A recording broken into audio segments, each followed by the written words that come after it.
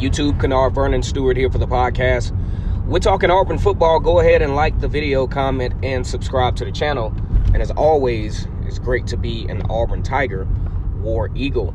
Go ahead and click the notification button so that you can hear all the stuff that we talk about here on Vernon Speaks Sports Auburn, mostly about football. I particularly like the defensive side of the football field, but I really like just talking about Auburn football in general, but defense tends to be my favorite topic. It's always been an intriguing part of the process for me. But anyway, an even more intriguing process is this year's spring activities, if you will. Normally, of course you have spring football, you have baseball, you have a lot of activities that go on campus. Then you intermingle that in with college football coaches not only getting prepared for spring training, getting their new guys acclimated to their systems, but also because recruiting doesn't stop, also getting prepared for the next season's recruiting cycle.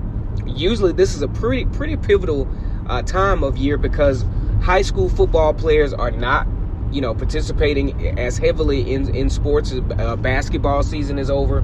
If they play baseball, they still have a little bit more time than they would have to fit in their recruiting visits and things of that nature. But because of COVID-19, which is a current pandemic that is taking place, all over the world right now, college football coaches are very abbreviated as to what they can do as far as contact with high school football players. And that's putting a real damper.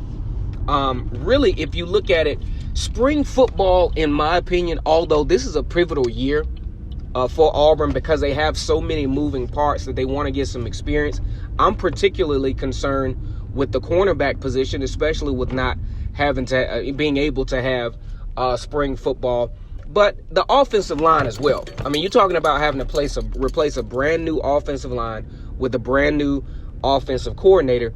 That could get a little tricky for Auburn staff. But long term, when we look at the recruiting processes, Auburn, just as many other schools, especially schools that have to compete, that have to recruit as hard and have such competition that Auburn has, I think it's safe to say that Auburn right now is behind. Only 3 recruits on the docket. Last year, Auburn, I think, had about 7, but Big Cat weekend for the Auburn Tigers really catapulted Auburn to the next level as far as recruiting goes, and the momentum honestly didn't stop.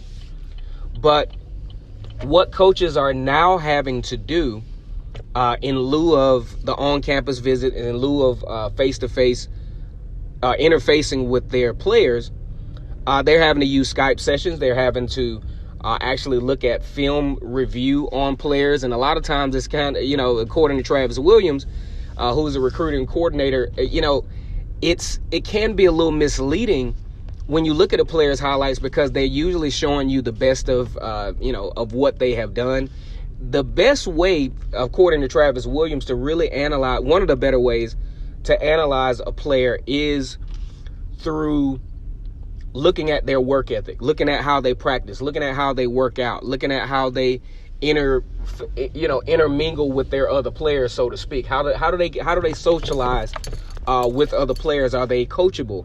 Are they do they have leadership qualities? Those are the things that you look for, especially at this Power 5 level, because you can be a great football player, but if you don't possess those leadership qualities, you might not ever get to see the field, because those leadership qualities and those intangibles can translate into a great football player. So it's been a little challenging for the Auburn Tigers to be able to really get out, of course, because of this pandemic, and recruit as aggressively as they usually do during any football team normally does during this time of year. So it's been a pretty challenge, pretty huge challenge, not only for Auburn as a football team, but just the culture of college football is being shaken at its core with the possibility of, there not being a season. I think that is highly unlikely, but, things have changed from day to day,